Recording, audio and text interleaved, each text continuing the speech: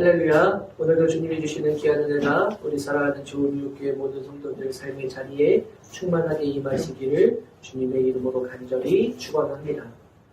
여러분, 어떤 것을 품는다라는 것은 우리 안에 이것을 채운다라는 뜻이 되겠지요. 우리가 사랑으로 자녀들을 품는다라고 하면 우리 사랑 안에 우리 자녀들을 이렇게 품어주고 안아주고 그 사랑 안에 거하게 하는 것, 바로 이것이 품는다라는 그러한 의미일 겁니다. 그럼 여러분은 어떤 것을 품고 사십니까? 여러분의 인생의 삶의 자리에서 살아갈 때마다 우리는 무엇인가를 품고 살아가게 되는데, 어떤 경우에는 자식들, 내 사랑하는 자식들을 품고 살아가는 이들도 있을 수 있고, 또 어떤 이들은 내가 추구하는 어떠한 목적하는 바를 품고 살아가는 사람도 있을 수 있고, 또 어떤 사람들은 재물에 그 마음을 품고 사는 그러한 사람들도 있을 수 있을 겁니다. 사랑하는 여러분, 2022년 새해를 밝아오게 되었고 그 새해가 된 지 9일이 지났습니다.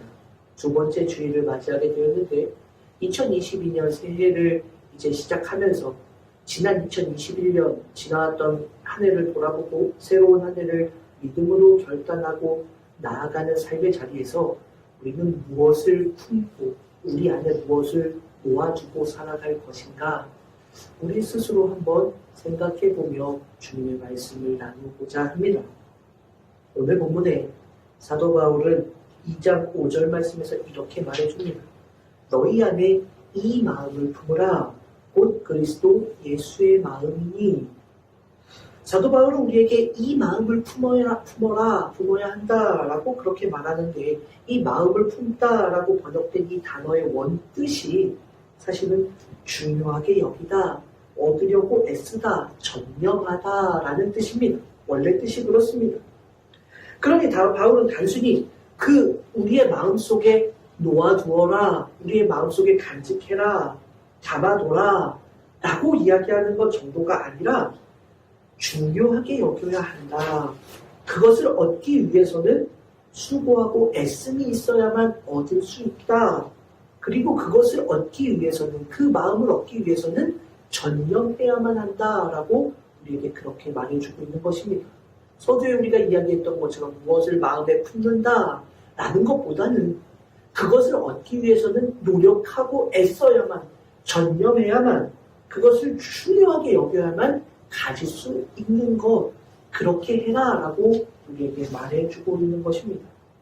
그리고 이어서 바울은 그 마음, 전념해야 하고 수고하고 애씀을 통해 얻어야 되는, 중요하게 여겨야 되는 그 마음이 무엇인가 우리에게 이렇게 말해줍니다. 곧 그리스도 예수의 마음이니 라고 이렇게 말해줍니다. 그런데 이 표현을 우리는 좀 주목해 봐야 합니다. 5절 하반절 우리말 성경은 곧 그리스도 예수의 마음이니 라고 이렇게 번역해주고 있는데, 원문에는 우리말 성경이 제대로 번역하고 있지 않은 한 단어가 원래 기록이 되어 있습니다. 우리말 성경에는 이 말이 번역이 되어 있지 않은데 정말 중요한 단어 엔이라는 헬라어가 원문에는 있습니다. 무엇 안에라는 의미를 가진 단어입니다. 그러면 이 말을 원문대로 번역을 다시 해보면 이 말은 이런 겁니다. 이는 그리스도 예수 안에 있는 마음이다 라는 뜻입니다. 그리스도 예수의 마음이니 라는 이 말과 그리스도 예수 안에 있는 마음이니 라는 건 조금 의미가 다르지요. 사실 그냥 우리가 생각할 때 그리스도 예수의 마음을 본받는다 라고 하면 그런가 보다 라고 해서 그렇게 해석해도 무방할 것 같지만, 원문에 사실 의미하는 것은 그리스도 예수 안에 있는 그 마음을 너희가 품어라 라고 하고 있다라는 말입니다. 우리가 품어야 할 그 마음, 그것은 바로 그리스도 예수 안에 있었던, 예수 안에 있는 바로 그 마음이라고 사도 바울은 정확하고도 분명하게 우리에게 말해주고 있습니다.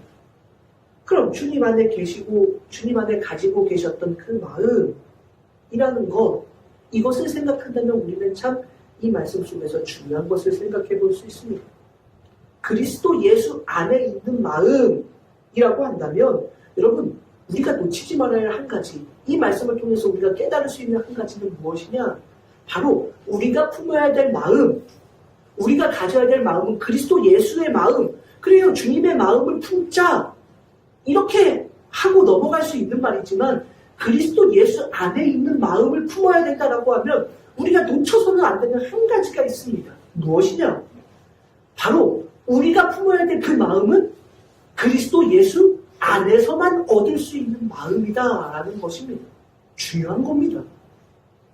그리스도 예수의 마음을 품자라고 하면 여러분 세상 사람들도 그리스도 예수의 마음이라고 하면 모든 이들을 사랑하는 마음이니 우리가 모든 이들을 사랑합시다. 그래서 동성애자도 사랑하고 그들의 마음도 품어줘야 됩니다. 그 맞는 말일 수 있어요. 그런데 바울이 이야기하는 말은 그리스도 예수의 마음을 다른 곳에서 찾을 수 있는 것이 아니다라는 이야기입니다.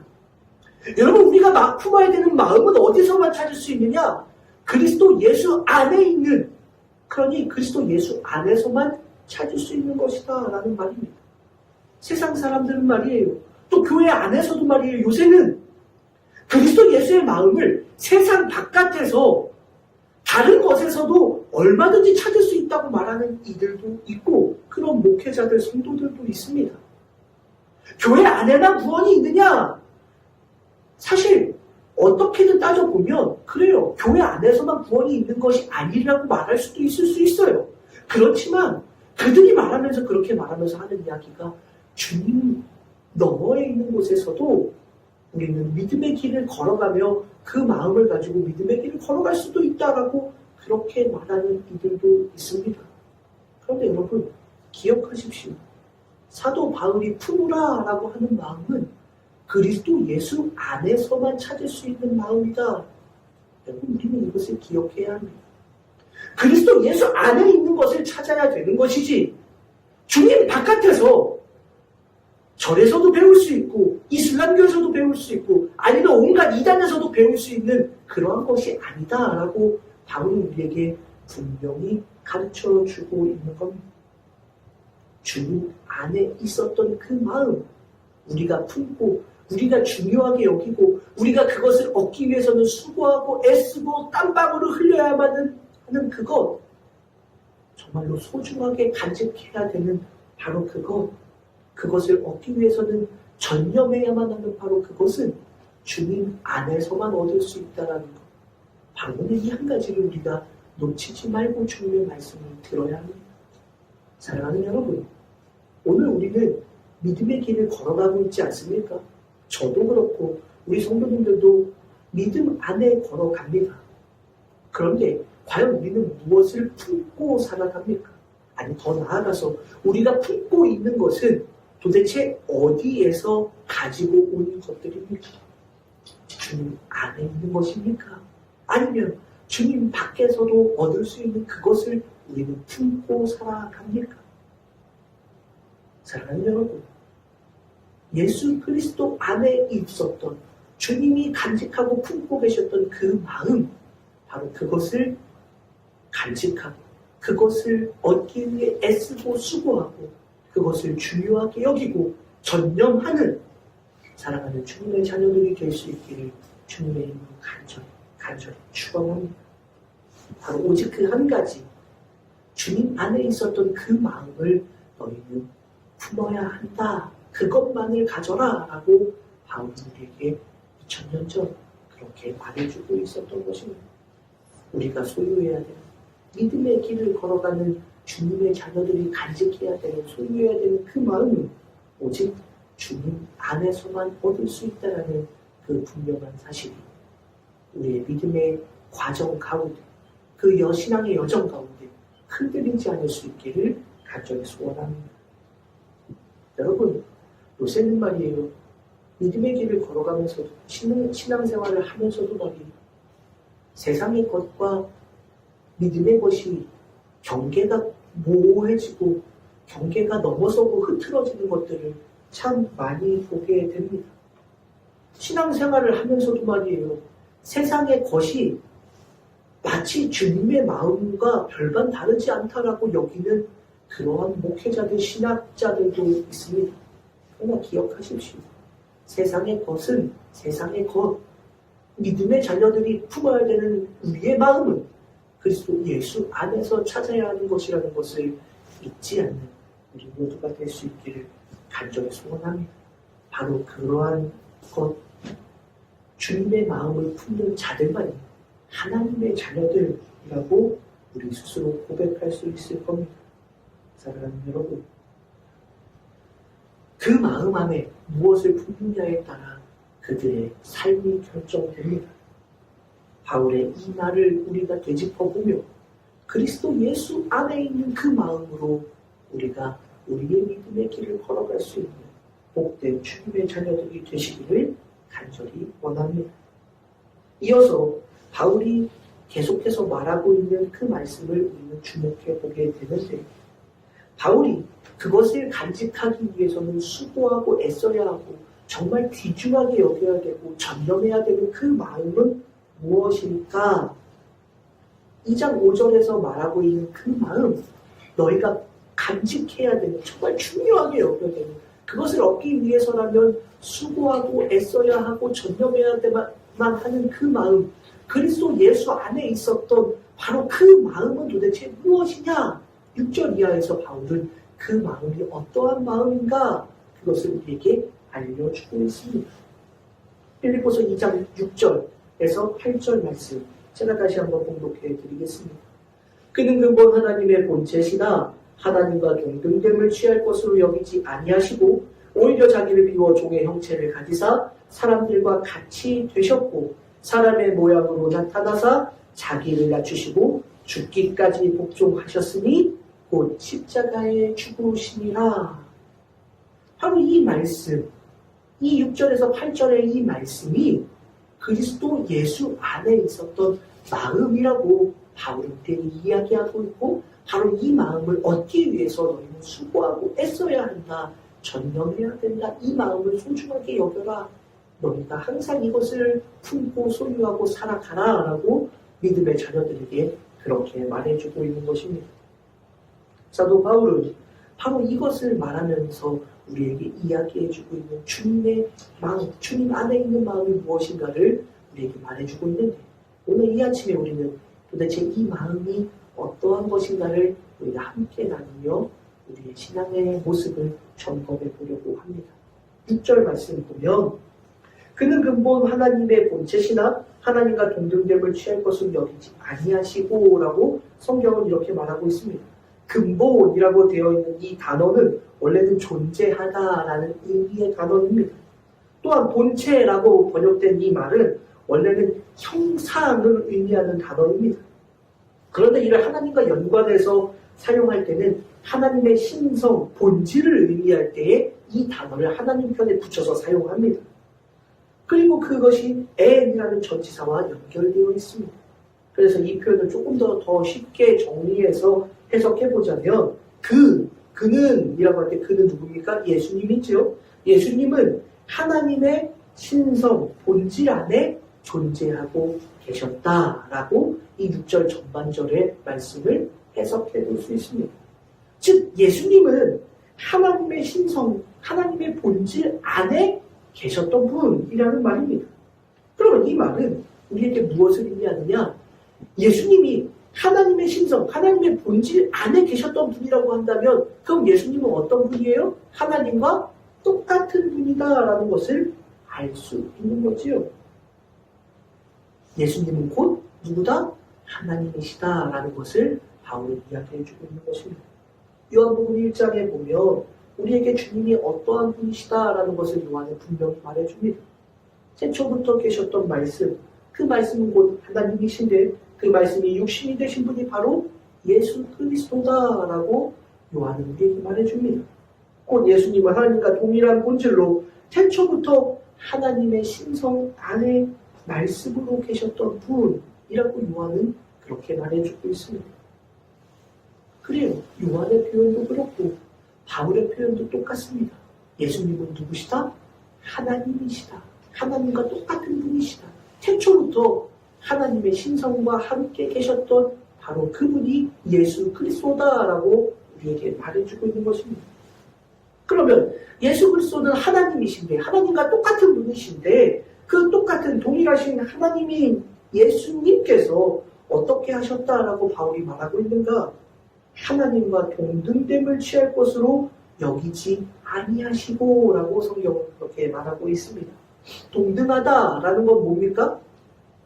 똑같다, 대등하다라는 말이지요. 그래요. 동등하다라고 하면 똑같은 거예요. 그래요. 이 말은 앞에서 우리가 이야기를 나눈 것처럼 하나님과 본질상 예수님은 같은 분이시기에 하나님 자체이시기에 이 말은 당연한 것 아닙니까? 하나님과 동등하다, 똑같은 분이다. 그래요. 맞는 이야기예요. 그런데 이어서 말하는 말씀은 뭐냐? 하나님과 동등하신 분인데 그것을 취할 것으로 여기지 않으셨다라고 성경은 기록하고 있습니다. 취하다라는 단어, 이 얻다라는 것처럼 보이지만 이 말은 조금 이 안에서 번역이 좀 매끄럽지 않습니다. 해석이 조금 원만하게 되어 있지 않아요. 원래 의미가 사실 이것을 원하는 것이 아닙니다.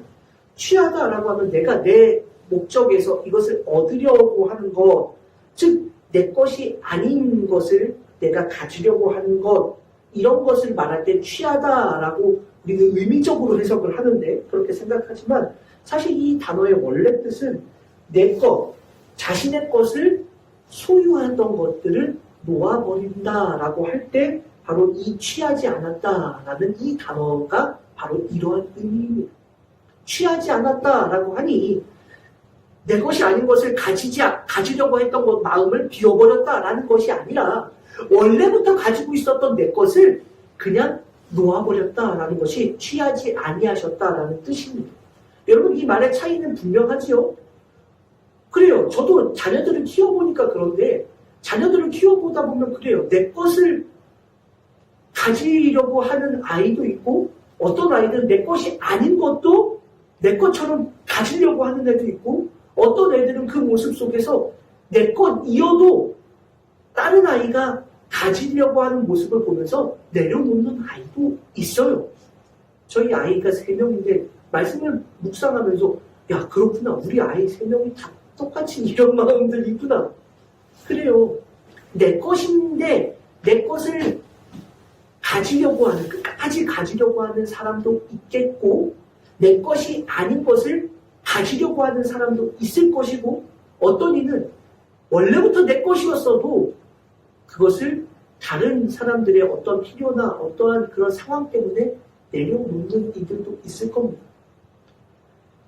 여기서 취하지 아니하시고라는 의미는 마지막 이 의미 원래부터 내 것이었던 것을 내려놓았다라는 것입니다. 그래요. 원래부터 하나님과 동일하신, 동등하신, 똑같으신 예수님이 스스로 놓으셨다, 내려놓으셨다라는 말입니다. 예수님께서 내가 이것을 가지려고 했다가 내려놓으신 것이 아니라 예수님께서 원래부터 가지고 계셨던 그것을 내려놓으셨다. 바로 이것이 동등됨을 취할 것으로 여기지 아니하셨다라는 의미입니다. 사랑하는 여러분, 우리가 간직해야 될 예수님 안에 있는 그 첫 번째 마음은 무엇이냐? 주님 안에 있었던 바로 그 마음은 바로 이것, 스스로 놓아버리신 예수님의 마음입니다. 주님이 스스로 내려놓으셨다. 근데 여러분, 한때 한국교회에 많이 읽혀지던 그런 모 선교사님의 이름을 말하는 거, 어쨌든 모 선교사님의 그런 책, 내려놓음이라는 책이 한국교회에 굉장히 그렇게 회자되고 많이 읽혔던 그런 때가 있었습니다. 그 책이 굉장히 아주 베스트셀러가 되고 나서 그 이후에 또 그 선교사님께서 더 내려놓음이라는 책도 또 기록하셨고, 그래서 한국교회에 언제부턴가 많은 그런 강단에서도 마찬가지고 많은 성경 공부 시간이든 무슨 여러 가지 모임에서 이 내려놓음이라는 것, 이것에 대해서 굉장히 많이 회자가 되고 많이 그것이 교회 안에 그리스도인에게 정말 중요한 것이다라는 것을 많이 이야기하던 그러한 시절들이 있었습니다. 지금도 뭐 그렇게 하고 있는 것도 있는 것으로 알고 있습니다. 근데 여러분 중요한 게 있어요.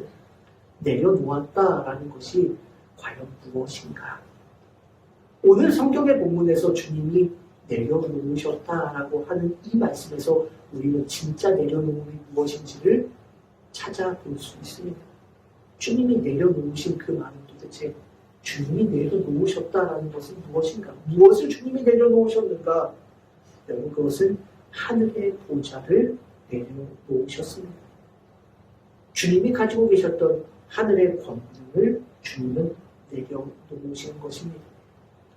여러분 주님이 내려놓으셨다라고 하니까 우리 편에서 무엇인가를 내려놓을 수 있을까 우리는 생각해 볼 수 있지만 하나님이셨던 예수님이 내려놓으신 것은 무엇이냐? 바로 하나님의 권능을 하늘의 보좌를 내려놓으셨다라고 성경은 우리에게 알려주고 있는 것입니다. 그래서 7절의 말씀에 보면 오히려 자기를 비워 종의 형체를 가지사 사람들과 같이 계셨다라고 그렇게 말하고 있는 것입니다. 하나님께서 하늘의 보좌를 내려놓고 하늘에 간직하고 계셨던 그 놀라운 것들을 다 내려놓고 하나님의 권능까지도 내려놓고 모든 것을 다 비우고 종의 형체를 가지고 사람들과 같이 되셨다. 바로 이것이 주님의 내려놓으신 마음이라고 우리에게 가르쳐주고 있는 것입니다. 단순한 게 아니에요. 여러분 우리는 살아가면서 무엇 하나도 내가 가지고 있는 것 내려놓는 것이 쉽지 않습니다.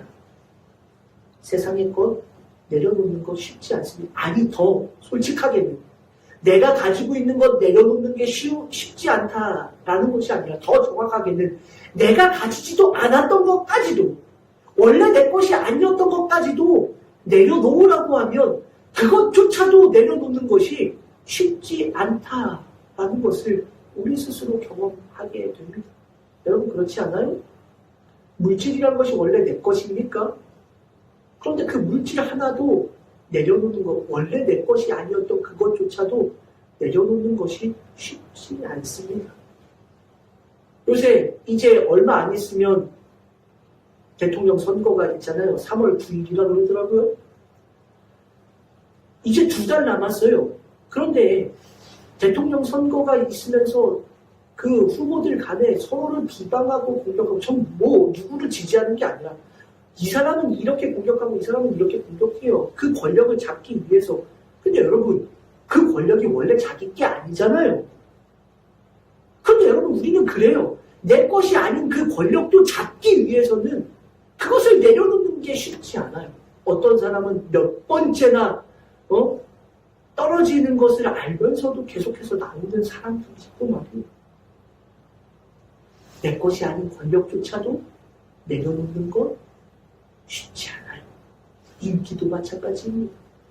모든 것들에 있어서 내 것이 아닌 것조차도 우리는 포기하는 것이 쉽지 않습니다. 그런데 자기의 것을 포기한다? 자기의 것을 내려놓는다? 정말 결코 쉬운 일이 아닙니다. 더구나 세상의 것도 그러할진데 하늘의 권능, 하늘의 보좌를 내려놓는다? 쉬운 일이 아니지요. 세상에 유한한 것을 가지고도 그 권력도 5년이 지나면 끝나버리는 권력. 우리나라 대통령들 5년이 지나고 나면 다 그 끝이 안 좋잖아요. 여전히 감옥에 있는 대통령도 있고. 그런데 그 권력조차도 내려놓지 못하는 것이 우리의 인생인데 하늘의 보좌, 하늘의 권능을 포기한다는 것 쉬운 일이 아닌데도 불구하고 하나님께서 모든 것을 다 내려놓으면 종이 되고 사람들처럼 될 수밖에 없음에도 불구하고 예수님은 그렇게 하셨다라고 이야기하고 있는 것입니다. 그런데 더 중요한 게 있습니다. 하나님의 뜻을 이루기 위해서 내려놓는 것을 해야 되는 것, 이것도 사실 힘든 일이지요. 정말 어려운 일입니다. 모든 사람들이라면 불가능할 일인데 예수님은 하나님의 뜻에 따라 그 일을 하셨습니다. 그런데 여러분 그것으로 끝난 게 아니에요. 예수님이 이 땅에 오셔서 하늘의 권능을 포기하고 하늘의 보좌를 내려놓고 이 땅에 오셔서 종의 형체를 가지고 사람들과 같이 되셨던 것은 그것으로 끝나는 것이 아니었어요. 8절 말씀, 사람의 모양으로 나타나서 자기를 낮추시고, 여기까지는 하늘의 보좌를 포기하는 것, 그것과 연결된다라고 생각하지요. 그런데 그 마지막, 그 포기의 끝은 무엇이냐? 죽기까지 복종하셨으니 곧 십자가에 죽으시니라.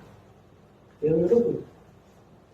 예수님의 내려놓음은 바로 여기까지였던 겁니다. 무슨 말이에요? 하늘의 보좌를 포기한 것으로 끝나는 것이 아니란 말이에요. 하늘의 보좌를 포기하고 하늘의 영광을 포기하고 하나님의 능력을 다 포기하고 이 땅에 내려오셔서 그냥 종의 형체를 가지고 그냥 사시다가 다시 하늘로 올라가는 것이 아니라 하늘의 권능을 포기한 그 결정에는 무엇까지 있었느냐? 십자가의 죽음까지가 함께 포함되어 있었다. 주님은 그것을 아시고 알고 계셨음에도 그 모든 것을 내려놓으셨다라는 것입니다. 여러분, 십자가의 죽음, 언젠가도 제가 이야기했지만 이 십자가의 죽음은 사람이 경험할 수 있는 가장 고통스러운 죽음입니다. 자신의 몸에 피와 물이 다 마르고 쏟아질 때까지 십자가에서 내려오지 못하고 죽음을 맞이해야 되는 그러한 최악의 형벌. 그래서 로마에서도 이 로마의 형벌 가운데 최악의 형벌인 이 십자가형은 가장 극악무도한 범죄자 혹은 정치범들에게만 언도했던 사용 방법입니다. 실제로 기록에 따르면 어떤 이들은 3일 동안 그 십자가에 매달려서 죽을 때까지 고통을 받았다라는 기록도 있을 정도로 십자가형은 정말로 큰 고통의 죽음입니다. 그런데 예수님은 그 모든 것을 알고서도 하늘의 보좌를 내려놓고 이 땅에 오셨다. 바로 바울이 말하는 예수님 안에 있었던 마음, 그 첫 번째 마음은 바로 이 내려놓은 마음이라고 우리에게 말씀하고 있습니다. 그런데 그 마음은 누구를 위해서 가진 것이냐? 오직 바로 우리를 위해서, 우리를 위해 바로 그 모든 것들을 내려놓으신 주님의 마음, 바로 그것을 얻기 위해 너희들은 전념하고 바로 그것을 얻기 위해 수고하고 애써야 한다라고 사도 바울이 우리에게 말해주는 것입니다. 그래요. 사랑하는 성도 여러분, 오늘 우리가 품어야 될 예수님의 마음, 그것을 얻기 위해서 최선을 다하고 가장 중요하게 여기고 그것을 얻기 위해 수고하고 애쓰고 땀방울을 흘려야만 하는 바로 그 주님 안에 있었던 마음은 바로 이 모든 것들을 내려놓는 주님의 마음입니다. 한 영혼 우리 인간들을 위해 하늘의 보좌를 내려놓으시고 하나님의 영광과 권능, 능력을 다 내려놓으시고 이 땅에 오셔서 결국 죽음의 자리까지 내려오셔야만 했던, 그러기 위해 모든 것을 포기하시고 내려놓으셨던 주님의 마음, 그것이 우리의 마음이 되어야 한다라고 사도 바울에게 그렇게 말해주고 있는 것입니다. 사랑하는 여러분, 우리는 그 마음을 가질 수 있을까요? 사도 바울은 우리에게 그 마음이 우리가 품어야 될 주님 안에 있었던 마음이다 라고 이야기하고 있습니다. 신앙생활을 하면서도, 믿음의 길을 걸어가면서도 무엇 하나 내 안에 소유욕이나 내 안에 가지고 있는 모든 것들 하나도 내려놓지 못하는, 원래 내 것도 아니었던 그 모든 것들을 여전히 내려놓지 못하고 있는 우리네 아닙니까? 여전히 우리의 신앙의 과정 속에서는 여러분, 목회자들도 그렇고 일반 성도들도 그렇고, 목회자들도 말이에요, 감독이 되고 감독회장이 되고 그러한 욕심 때문에 싸우고 말이에요. 하다못해 감리사 한 자리를 위해서도 함께 동역하고 있는 목회자들 사이에서도 서로 싸웁니다. 내가 되고 싶다고 서로를 비방하기도 하고 서로 헐뜯고 하기도 합니다. 성도들은 안 그렇습니까? 교회 안에서도 어떤 좋은 직책, 좋은 자리 하나 얻으려고 이번에 내가 회장 안 하면 안 된다고 서로 싸우고 그러지 않습니까? 오늘 우리는 참 이 신앙의 자리에서 주님이 품으셨던 이 마음을 다시 한번 돌아보는 겁니다. 하늘의 보좌까지도 하늘의 영광과 능력까지도 다 포기하시고 오직 우리들을 위해서 이 땅에 내려오셔서 죽음까지 감당하셨던 모든 것을 다 내려놓으셨던 주님의 마음이 우리가 본받아야 될 주님 안에 있었던 마음이라고 하는데 정작 우리의 신앙의 자리에서도 말이에요. 세상은 둘째치고 말입니다. 세상은 그러할 수도 있어요.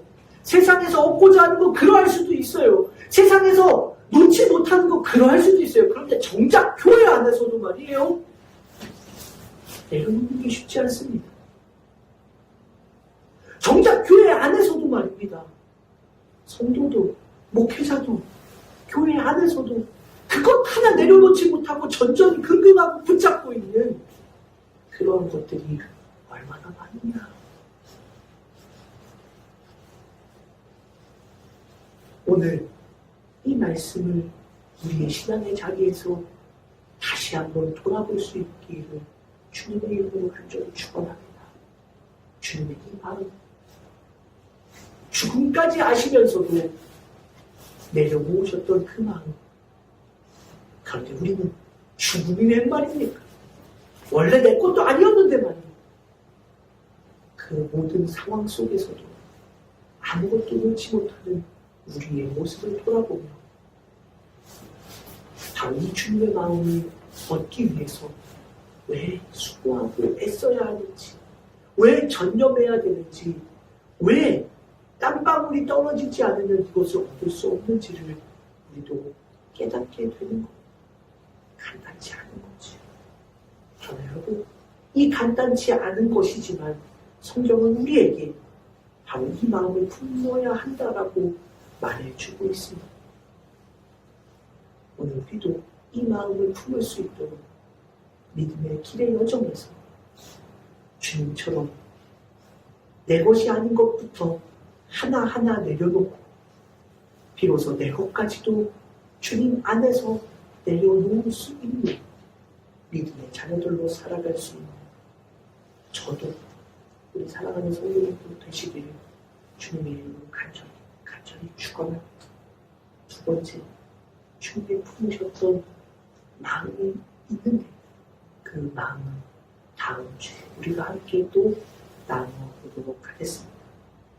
사랑하는 성도 여러분, 결코 쉽지 않지만 주님 안에서 내려놓음의 믿음의 여정을 걸어갈 수 있는 못된 주님의 자녀들이 되시기를 주님의 이름으로 간절히 축원합니다. 기도하겠습니다. 하나님 감사합니다. 주님의 마음을 품어야 한다고, 그것을 얻기 위해서는 애쓰고 수고해야 한다고, 소중하게 여겨야만 얻을 수 있는 것이라 전념해야만 한다고 하셨던 그 마음이 무엇인지 우리에게 알려주시니 감사합니다. 주님 안에 있었던 그 마음, 하늘의 보좌까지도 원래 주님의 것이었던 하나님의 권능까지도 내려놓으시고 그 마지막에는 죽음이 있습니다. 십자가의 죽음이 그 앞에 놓여있음에도 불구하고 주님이 내려놓으셨던 그 마음이라는 것을 우리에게 알려주시니 감사합니다. 여전히 우리의 인생 가운데 우리의 신앙의 여정 속에서도 놓지 못하는 것들이 얼마나 많은지 이 시간 다시금 돌아보게 하여 주시고 주님의 마음을 품기 위해 2022년 새해부터 하나하나 주님의 말씀에 따라 내려놓는 훈련을 할 수 있는 믿음의 자녀들 되게 하여 주옵소서. 감사를 드리고 거룩하신 예수님의 이름으로 간절히 기도 올리옵나이다.